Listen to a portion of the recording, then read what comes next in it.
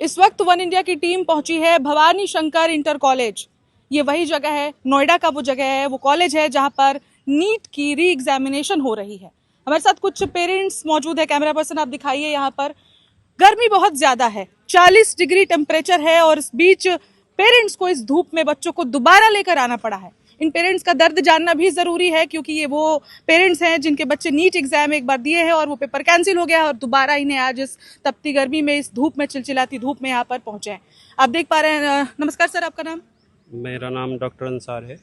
Doctor Ansar, आप कहाँ से आए हैं? मैं एम्स दिल्ली से हूँ। एम्स से वैसे रहने वाला यूपी का हूँ। अच्छा, तो आप किसी को एग्जाम दिलाने आए हैं यहाँ पर? हाँ जी, हाँ जी। किसको?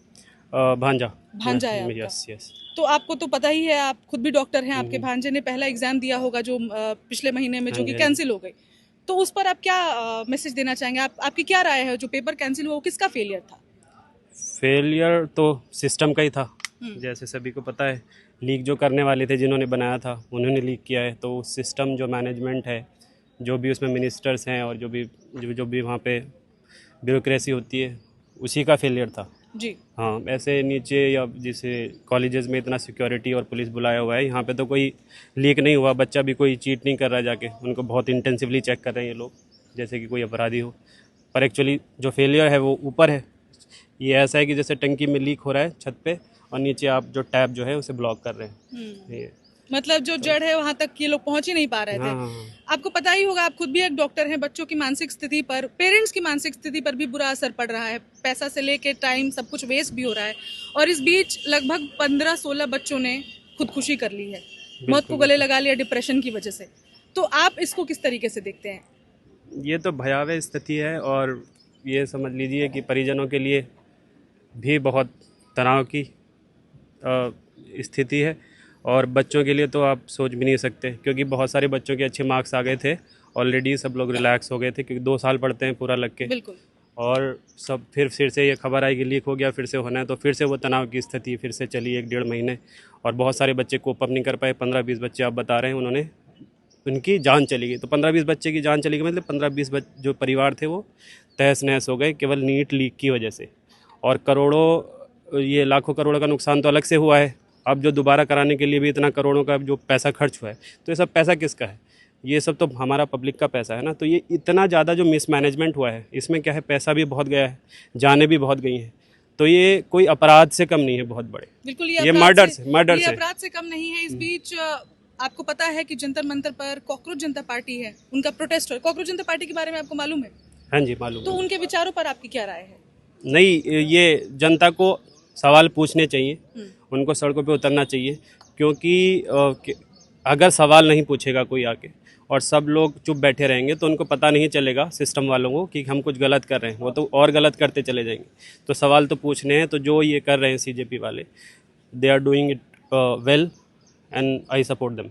You support them, that Yes. is everybody's concern। लेकिन अभी स्थिति ये है कि जिन बच्चों की मौतों के बारे में हमने बातचीत की, सरकार की तरफ से अभी किसी ने ऑफिशियली उन बच्चों के, उन परिवारों पर कोई बातचीत नहीं की है, क्योंकि आप लोग, सब लोग जो यहाँ पर मौजूद हैं, वो परिवार ही हैं। परिवार सबसे ज्यादा सफर करता है। बच्चा तो अंदर बैठ के परीक्षा दे रहा है, लेकिन इस धूप में आप भी उसके साथ सफर कर रहे हैं। तो इस पर सरकार ने क्योंकि ऑफिशियली उस पर कुछ कहा ही नहीं है, तो क्या आपको नहीं लगता है कि सरकार मुद्दों को इग्नोर कर रही है?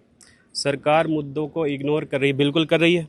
जैसे कि देश में 15-20 बच्चों ने सुसाइड कर लिया, इतने सारा सब कुछ, 25 लाख लोग एग्ज़ाम देते हैं, 25 लाख लोग फिर से देंगे। पूरा जो सिस्टम हिल गया है, पूरा 1 महीना बच्चों का चला गया। उन जो 25 लाख बच्चे एग्ज़ाम दे रहे हैं, उनके 25 लाख परिवार होंगे, सारे अफेक्ट हुए हैं। उनसे जो उनके भाई बहन होते हैं, माँ बाप होते हैं, सब लोग तनाव में रहते हैं, सब परेशान हैं। और इधर जो मंत्री हैं, उनके मुँह से 2 लफ्ज़ नहीं फूट रहे हैं कि भाई मुझसे गलती हो गई, ऐसे कुछ हो गया, या मैं गद्दी छोड़ देता हूँ, कोई दूसरा मैनेज कर ले आके। उनके इस्तीफे के लिए ही प्रोटेस्ट हो रहा है। अगर ये तो इतनी सी बात है, जैसे आपने कॉलोनी में कोई चुना बंदा कि भाई हमारी कॉलोनी की रोड बनवा दो, हमसे पैसे ले लो 10-10 हज़ार रुपये। उसने वो पैसे खा गया, तो आप उसका गिरेबान पकड़ लोगे जाके कि भाई कहाँ गए पैसे? पर यहाँ पे कोई पकड़ता ही नहीं है। बिल्कुल। और जो पकड़ रहे हैं उनको, पैसा तो हमारा ही है, पैसा हमारा है। और वो लोग ऐसे भी नहीं कि हमने ज़बरदस्ती बिठाया है, लोग खुद वोट के लिए तो ये कैंपेन करते हैं ना कि हमें वोट दो। ऐसा भी नहीं है कि भाई ज़बरदस्ती बिठा दिया इसलिए मैं काम नहीं करूँगा, अपनी उससे आया है, मर्जी से आया है। तो इनसे जवाबदेही होनी चाहिए। और अगर ऐसा कोई अपराध कर रहा है तो उसको सीवियर से सीवियर पनिशमेंट मिलना चाहिए, उसी से सुधरेंगे लोग। तो उनके लिए या तो लाइक उम्र कैद जो भी है वो तो होनी चाहिए, कि जब दूसरा बंदा सोचे कि भाई थोड़ा सा सवाल लेके निकल लूँ तो उसकी रूह कांप जाए कम से कम कि आपने भाई। बताया कि आप उत्तर प्रदेश से हैं। उत्तर प्रदेश में किस जिले से हैं आप? मैं नॉर्थ वेस्ट यूपी बिजनौर से हूँ। बिजनौर से हैं। यस। उत्तर प्रदेश में भी विधानसभा चुनाव होने वाले हैं, तो क्या आपको लगता है कि ये जो नीट का मुद्दा है, ये जो पेपर लीक का मुद्दा है, विधानसभा चुनाव को अफेक्ट करने वाला है? इलेक्शंस तो अफेक्ट करेगा, क्योंकि जो पब्लिक में ये बच्चे हैं, ये यूथ है, ये भी अब 18 अबव ही होंगे, तो इनका भी वोट्स होगा सबका। Subscribe to One India and never miss an update. Download the One India app now.